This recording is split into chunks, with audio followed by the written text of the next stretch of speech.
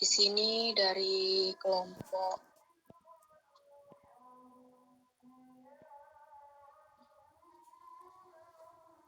saya, Mega dan Happy akan mempresentasikan tentang relasi makna.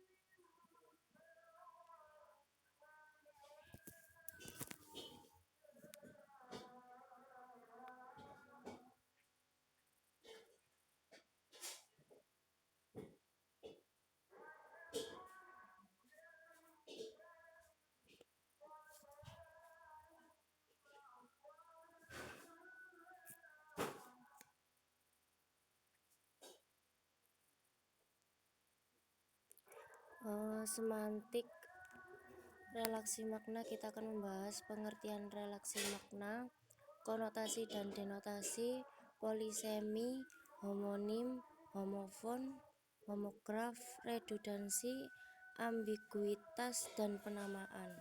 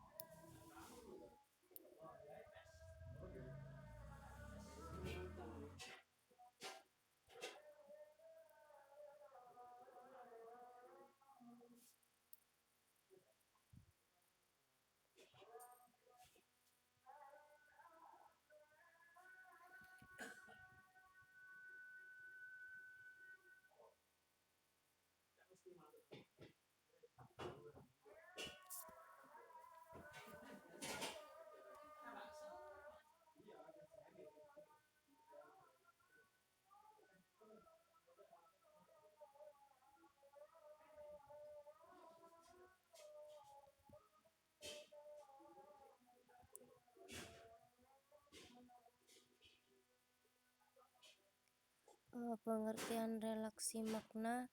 Relasi makna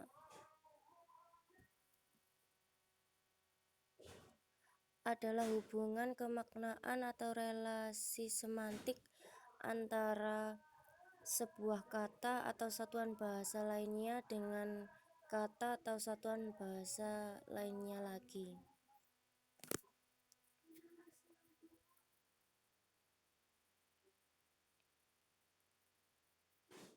Slide selanjutnya, Mbak Mega.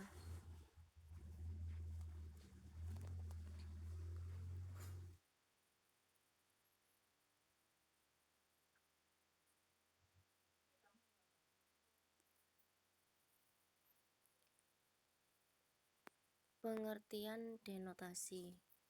Denotasi adalah makna yang sebenarnya lugas dan menunjuk langsung pada acuan atau kalimat yang dimaksud.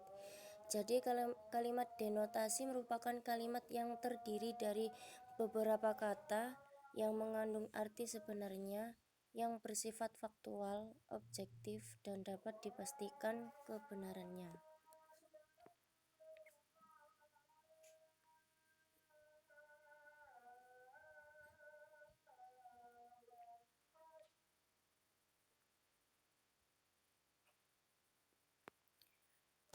Pengertian konotasi. Konotasi adalah makna yang tidak sebenarnya tersirat dan tidak langsung pada kalimat sesungguhnya atau cenderung kiasan. Dapat dikatakan bahwa kalimat konotasi ini sebagai kata yang memiliki frasa dan tidak langsung mengacu pada kalimat sesungguhnya.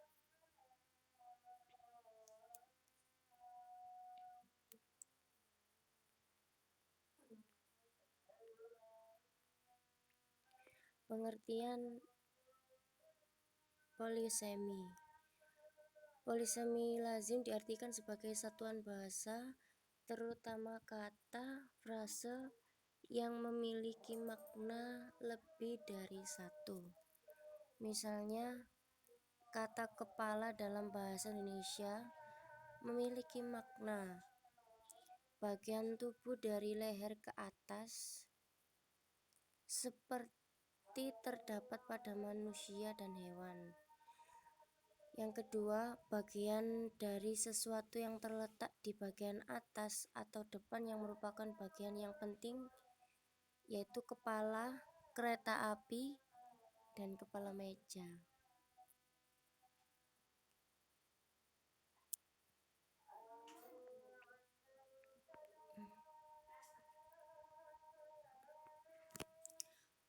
Pengertian dari homofoni berasal dari dua kata, yaitu kata homo yang bermakna sama dan fon yang bermakna bunyi. Jadi homofoni adalah kata-kata yang mempunyai bentuk yang berbeda, maknanya berbeda tetapi mempunyai bunyi yang sama. Misalnya, kata bank dengan kata bank yang bertuliskan BANK. Bank adalah lembaga yang mengurus lalu lintas uang, sedangkan yang bertuliskan BANG, bank, berasal dari abang yang bermakna kakak laki-laki. Sanksi yang tulisannya SANGSI dengan sanksi yang tulisannya SANKSI. Sanksi bermakna ragu dengan sanksi yang bermakna akibat atau konsekuensi.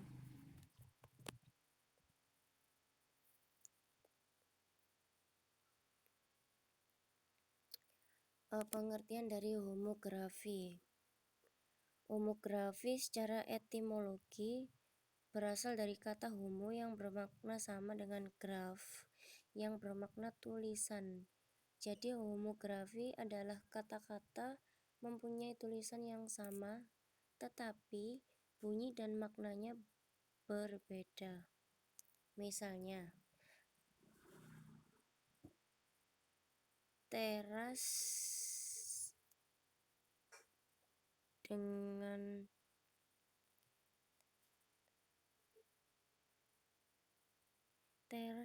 teras yang pertama dilafalkan dengan teras bermakna inti kayu, dan teras yang kedua dilafalkan teras yang bermakna dari rumah. Apel dengan apel. Apel yang pertama dilafalkan apel bermakna upacara, dan apel yang dilafalkan yang bermakna buah apel.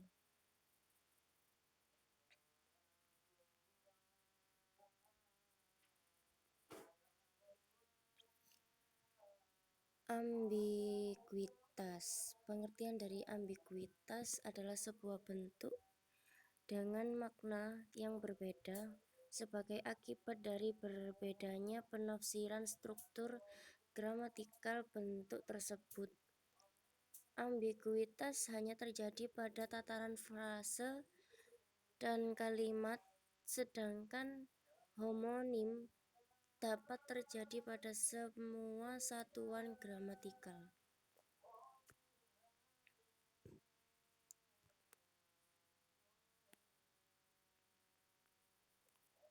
Pengertian dari redundansi artinya sebagai berlebih-lebihan pemakai unsur segmental dalam suatu bentuk ujaran. Umpamanya ibu membuat kue, maknanya tidak akan berubah bila dikatakan kue dibuat oleh ibu. Pemakaian kata oleh pada kalimat yang kedua dianggap sebagai sesuatu yang redundansi yang sebenarnya tidak perlu. Contoh, petani mencangkul kebunnya. Maknanya tidak akan berubah bila dikatakan petani sedang mencangkul kebunnya. Pemakaian kata sedang pada kalimat yang kedua dianggap sebagai sesuatu yang redundansi yang sebenarnya tidak perlu. Makna adalah sesuatu yang fenomena dalam ujaran, sedangkan informasi adalah sesuatu yang di luar ujaran. Jadi yang sama antara kalimat pertama dan kalimat kedua di atas bukan maknanya melainkan informasi.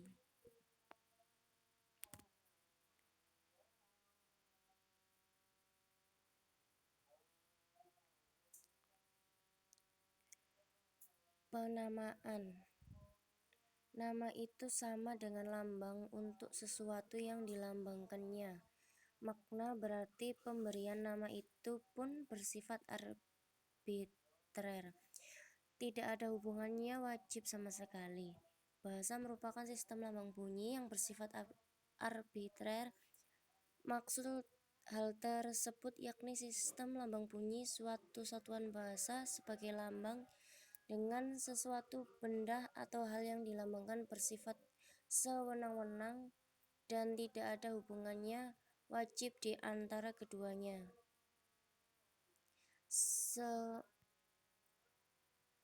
Sebagai contoh, hewan berkaki dua, bersayap dan berbulu, dan biasanya dapat terbang.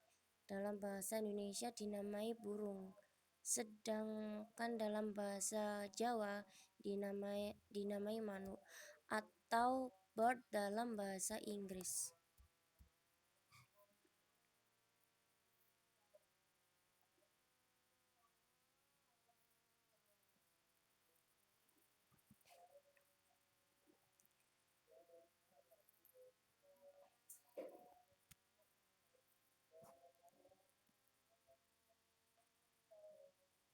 Sekian dari presentasi yang sudah saya sampaikan.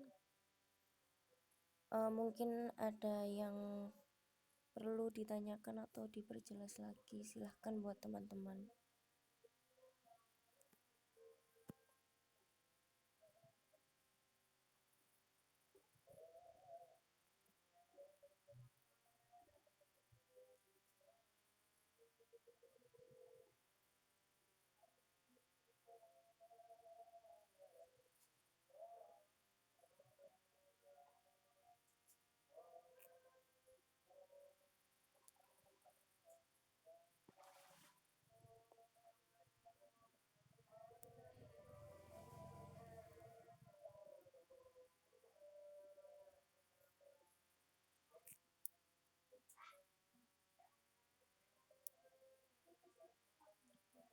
Saya mau bertanya. Silakan Mbak Noni.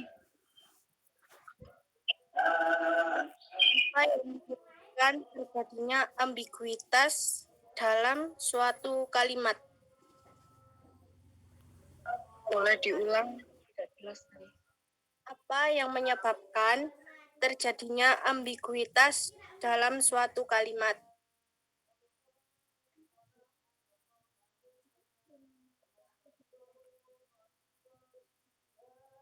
Apa yang menyebabkan terjadinya ambiguitas dalam suatu kalimat? Apakah seperti itu, Mbak?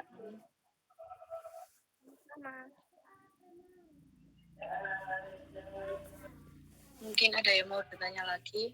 Terima kasih atas pertanyaannya, Mbak Noni. Mbak Mega dan Mbak Happy, saya mau bertanya. Ya, silakan. Berikan contoh pada kalimat denotasi dan konotasi. Terima kasih. Baik.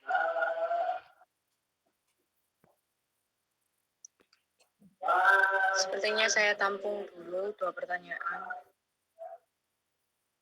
Bagaimana, apa masih ada yang mau bertanya lagi atau jawab dulu?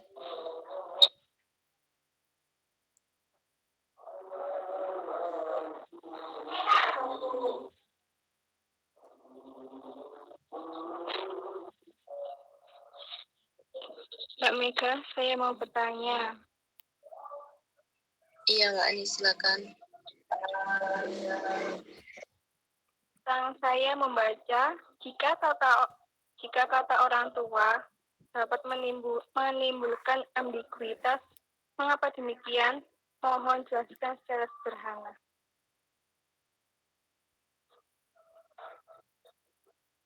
Apa bisa dipahami, Mbak Mega?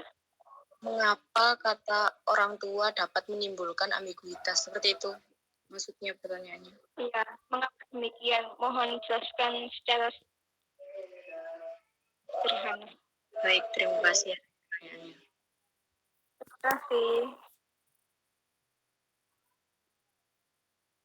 Untuk pertanyaan yang pertama dari Mbak Noni, hal yang menyebabkan keambiguitasan dalam suatu kata atau kalimat itu dipengaruhi ada 3 faktor di sini yang menyebabkan. 1, faktor morfologi, 2, faktor sintaksis, 3, faktor struktural. Faktor morfologi biasanya muncul akibat adanya pemesanan kata atau kalimat itu sendiri. Contoh, pensil Andi terbawa Iwan. Kalimat ini dapat berarti pensil milik Andi tidak sengaja terbawa Iwan dan pensil milik Andi sengaja dibawa pulang. Untuk faktor sintaksis itu muncul akibat masalah sintaksis atau penyusunan pada kata atau frasa itu sendiri. Contohnya,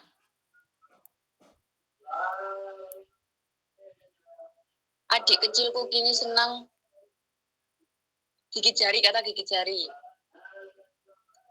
Laporan kalimat berikut seperti tim bola basket itu harus gigit jari karena kalah. Maksud dari gigit jari di sini tuh karena kekalahan itu jadi perumpamaan saja gigit jari. Sedangkan penggunaan kata gigit jari pada kalimat lain, adik kecilku kini senang menggigit jari. Maksudnya adik kecil senang menggigit jarinya.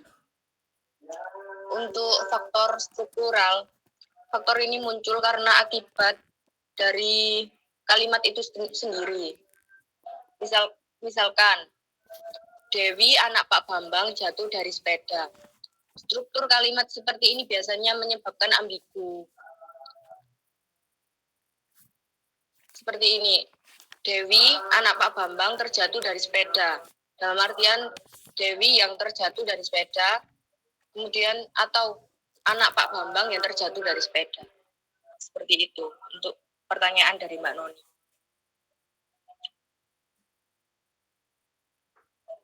Bagaimana Mbak Noni? Ya,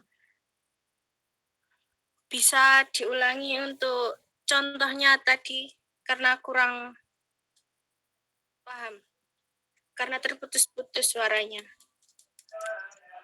Oke, contoh jadi ada 3 faktor ya Mbak Noni, yaitu faktor morfologi, faktor sintaksis, sama faktor struktural. Untuk faktor morfologi sendiri itu, contohnya tadi ya, ada kalimat pensil Andi terbawa Iwan. Pada kalimat ini berarti ada 2 opsi, ada 2 arti. Pensil milik Andi tidak sengaja terbawa Iwan, atau pensil milik Andi sengaja dibawa pulang. Seperti itu. Untuk yang faktor sintaksis, contohnya pada kata gigit jari. Dari kata gigit jari itu, misal di kalimat tim sepak bola itu harus gigit jari menerima kekalahannya. Maksud dari gigit jari itu hanya sebuah perumpamaan karena dia kalah itu tadi harus menerima hasil itu tadi. Kemudian di kalimat yang lain, adik kecilku kini senang menggigit jari tangan. Maksudnya adik kecil itu benar-benar senang menggigit jari tangannya.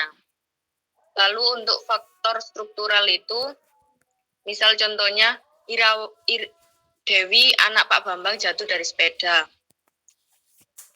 Dari sini tuh bisa diartikan Dewi anak Pak Bambang terjatuh dari sepeda. Dewi yang terjatuh dari sepeda atau Dewi anak Pak Bambang terjatuh dari sepeda.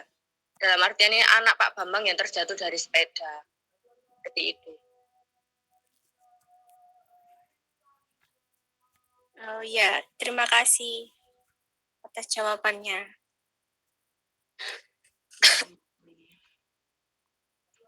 Kemudian pertanyaan dari Mbak Syera.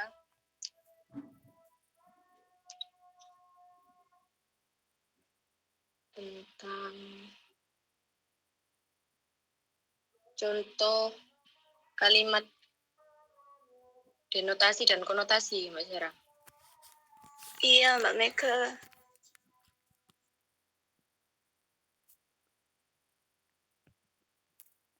Misal di kalimat ini.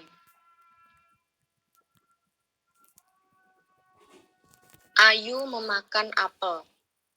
Itu termasuk contoh kalimat denotasi karena mengartikan makna sebenarnya kayak Ayu sedang memakan apel itu. Atau untuk kalimat konotasinya, kecelakaan di jalan telah memakan banyak korban. Artinya kata memakan ini adalah mengakibatkan akibat dari kecelakaan itu. Seperti itu, Mbak Syera.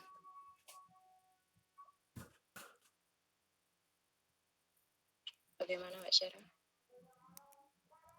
Iya, Mbak Mega. Terima kasih atas contohnya.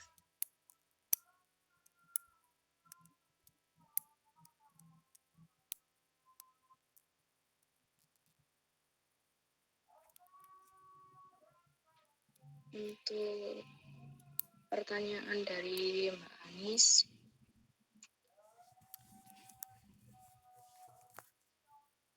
Mengapa kata orang tua dapat menimbulkan ambiguitas seperti itu ya, Mbak Anis?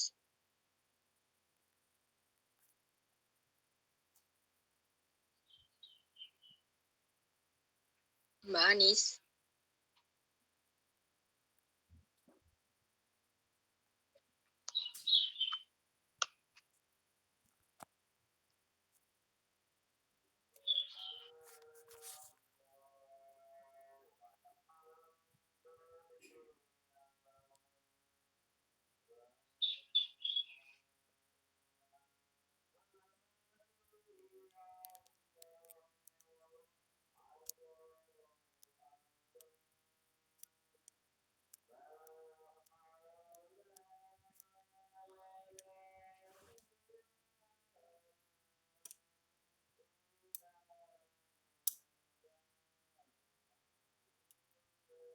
Sepertinya saya akan menjawab, Mbak Anis.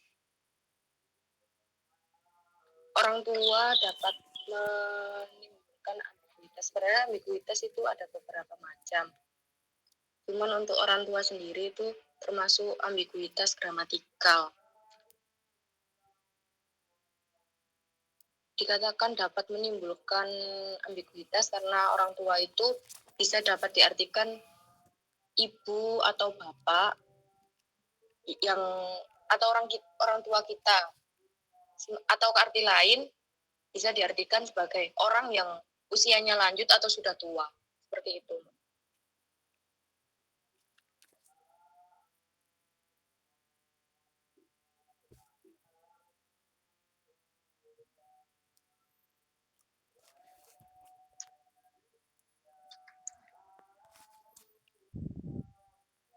Terima kasih atas pertanyaannya. Mungkin ada yang mau bertanya lagi atau bagaimana Bu Linda? Mungkin dilanjut penyiaran atau bagaimana?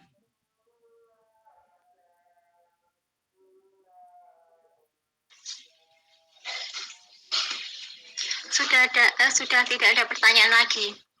Sekarang saya yang tanya ya. Saya ingin tanya tadi itu ada penjelasan tentang homonimi dan polisemi. Kalau dari pengertiannya itu dia hampir sama ya. Nah itu Apa yang menjadi perbedaan antara polisemi dan homonimi?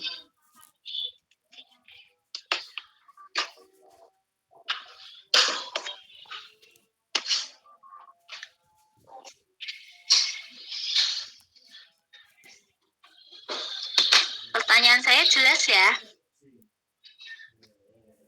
Iya, Bu. Ayo dijawab.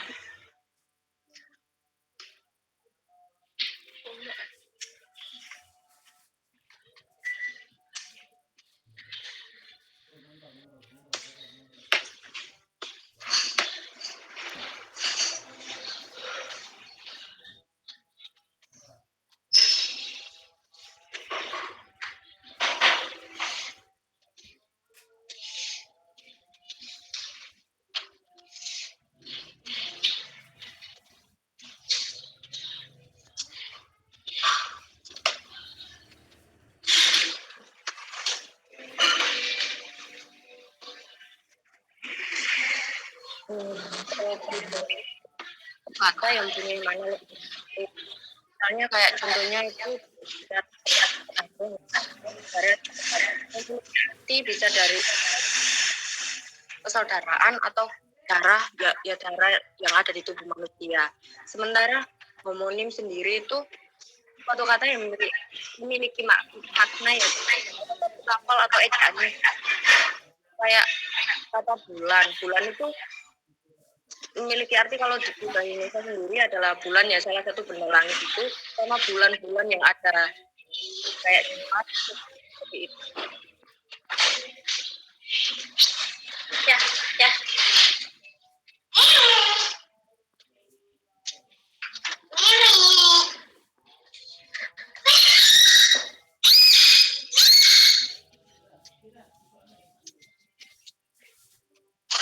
Udah, jawabnya udah. Kamu jelaskan dulu pengertian dari polisemi. Habis itu kamu jelaskan pengertiannya homonimi, baru dikasih contoh. Iya tadi sudah seperti itu. Polisemi itu suatu kata yang mempunyai makna lebih dari satu. Contohnya itu, misalnya saya mempunyai dengan cara keluarga Burani, misal kayak gitu ya Bu. Cara itu tadi Bu. Itu berlumuran darah, tapi di sini ya darah yang itu contoh poliseminya. Untuk homonimnya itu miliknya yang berbeda tapi lafal atau ejaan. Contohnya itu seperti di kata bulan. Bulan itu dalam bahasa salah satu langit itu dan bulan seperti contoh itu kayak bulan Januari, Februari.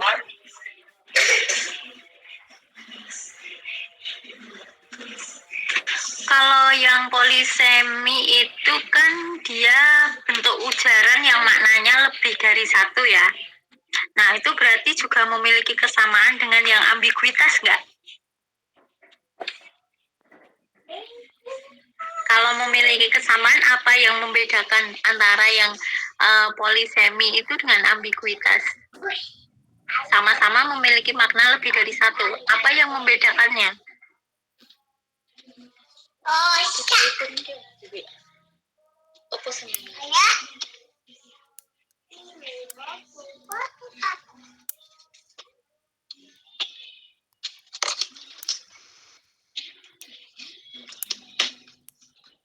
Bagaimana? Pertanyaan saya jelas ya?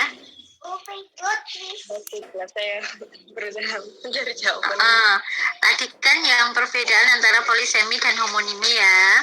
Yang membedakannya kan jelas kalau yang polisemi dia memiliki makna lebih dari satu ya. Nah, itu kan juga dia memiliki kesamaan juga dengan ambiguitas. Ambiguitas sama-sama memiliki makna lebih dari satu. Nah, itu apa yang menjadi pembedanya? Kalau polisemi sama ambiguitas memang sama-sama memiliki ya tadi makna ganda ya Bu. Cuman kalau di polisemi sendiri itu berasal dari katanya. Misal kayak ya dari kata bulan tadi itu maknanya itu berbeda dari maknanya kalau di poliseminya. Kalau ambiguitas itu bisa timbul makna berbeda itu karena adanya penafsiran dari struktur gramatikalnya, Bu. Misal orang menganggap kata orang tua itu orang tua kita gitu, maksudnya itu sama orang tua yang usianya lebih lanjut dari kita, seperti itu. Jadi dari struktur gramatikalnya sama makna dari kotanya itu. Kalau dari penjelasan kamu yang polisemi mungkin udah benar penjelasannya. Jadi dari bentuk ujarannya ya, dari bentuk ujaran satu kata itu dia memiliki makna yang lebih. Tetapi kalau yang ambiguitasnya tadi penjelasannya kurang tepat ya. Jadi kalau ambiguitas itu memang dia benar kegramatikalannya, tetapi bukan satu kata itu dia memiliki makna lebih dari satu, itu tidak. Tetapi letak bagaimana peletakan tanda koma misalkanlah, nah itu yang biasanya orang-orang ketika membuat kalimat kan kurang tepat. Nah itu yang membuat kalimat itu menjadi ambiguitas. Misalkanlah SPP mahasiswa baru dibayarkan. Nah, di sini kata baru itu yang baru yang apa? Mahasiswanya yang baru atau baru ini hari ini dibayarkan. Nah, di situ kan kegramatikalannya terletak pada penempatan pada tanda bacanya. Misalkanlah kayak para mahasiswa koma baru membayar SPP atau para mahasiswa baru membayar SPP. Jadi di sini ada dua makna ya, yang dimaksudkan dengan baru itu dari mahasiswanya, dan makna yang satunya yang dimaksudkan dengan baru itu adalah keterangan waktu gitu. Jadi itu contoh dari ambiguitas, itu yang membedakan antara polisemi. Kalau polisemi adalah bentuk ujaran misalkanlah kepala. Nah, kepala itu kan dia tidak hanya anggota tubuh ya, tetapi kepala bisa kepala sekolah, bisa kepala keluarga. Nah, itu maknanya lebih dari satu. Tetapi kalau yang ambiguitas terletak pada memang penafsiran, tetapi meletakkan tanda baca, nah kegramatikalannya juga bisa gitu. Ada pertanyaan nggak? Atau kurang jelas penjelasan dari saya?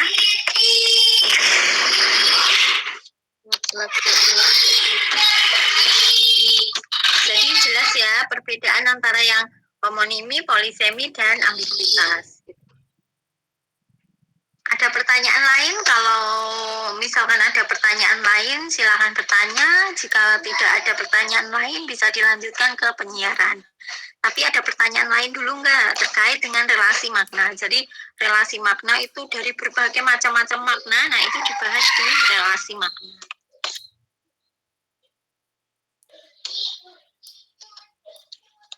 Bagaimana? Ada pertanyaan yang lain? Ada pertanyaan? Atau mau bertanya ke saya atau bertanya ke yang presentasi?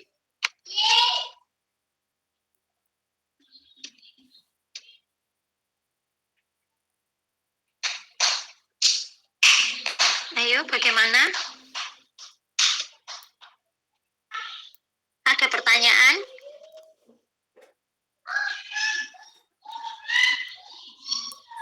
Ini sudah. Sudah tidak ada pertanyaan?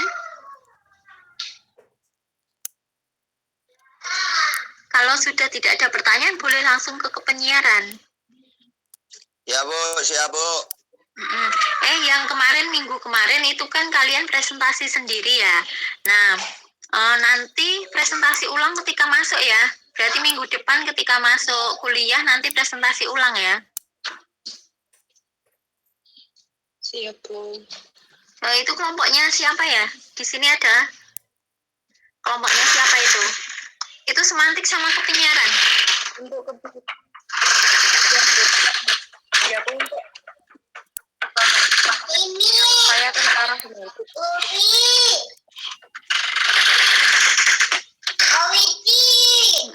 Jadi nanti yang kelompok kemarin presentasi lagi ya. Nanti ketika masuk kuliah saja.